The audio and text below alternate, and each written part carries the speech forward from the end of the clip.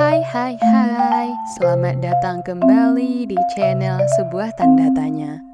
Hari ini kita akan membahas tentang demo yang ricuh di Maroko. Demo di Maroko awalnya dipicu oleh ketidakpuasan publik terhadap kondisi sosial dan ekonomi yang juga adanya dugaan pelanggaran aparat. Ribuan orang turun ke jalan, membawa spanduk dan teriakan tuntutan keadilan. Aksi yang semula berjalan dengan damai berubah ricuh setelah aparat mencoba membubarkan massa. Menurut laporan kompas.com, kericuhan terjadi ketika mobil polisi melaju ke arah kerumunan.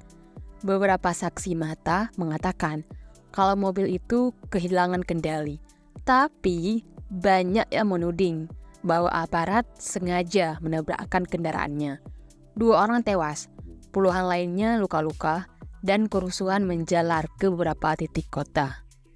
Setelah insiden itu, amarah massa makin membesar. Api membakar mobil dan bangunan. Jalanan penuh dengan teriakan dan bentrokan. Aparat menembakkan gas air mata, bahkan menggunakan meriam air untuk membubarkan kerumunannya. Jadi situasinya semakin tidak terkendali. Adapun pernyataan pemerintah Maroko, mereka mengakui adanya korban jiwa, namun menyebutkan insiden tabrakan ini masih dalam penyelidikan. Mereka meminta masyarakat untuk tenang dan tidak terprovokasi.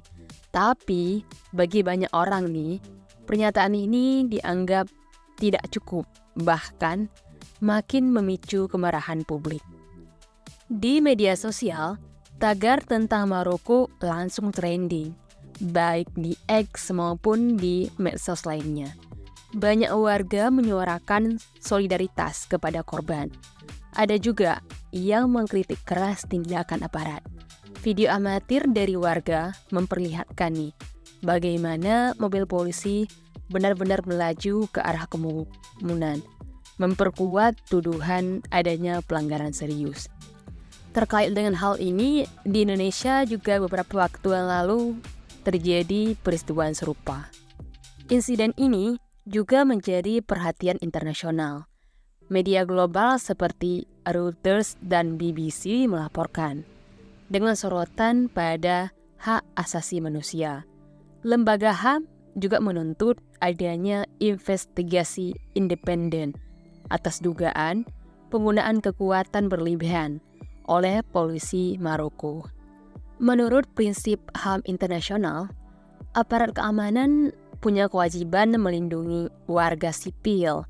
Penggunaan kendaraan hingga menimbulkan korban jiwa bisa dikategorikan sebagai pelanggaran serius jika terbukti dilakukan dengan sengaja. Amnesty International juga sering menegaskan nih, kalau tindakan semacam ini tidak boleh dibiarkan tanpa pertanggungjawaban. Di dalam negeri, di Indonesia, peristiwa ini bisa jadi titik balik. Oposisi memanfaatkan momentum ini untuk menekan pemerintah, sementara aktivis menuntut reformasi aparat.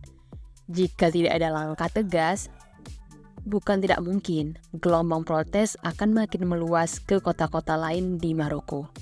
Beberapa negara sahabat juga udah mengeluarkan pernyataan keprihatinan nih.